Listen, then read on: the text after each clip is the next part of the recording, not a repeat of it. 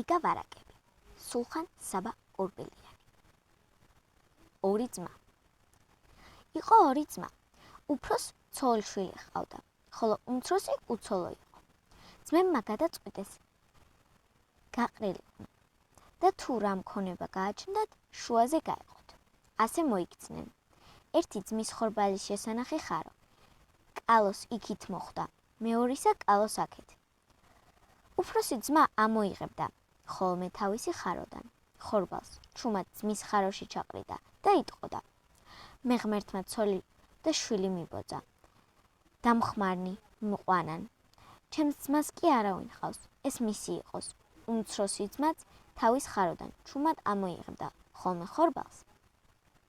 უფროსი ძმის ხაროში ჩაყრიდა და იტყოდა. მე მარტო ვარ და იოლად გავიტან თავს.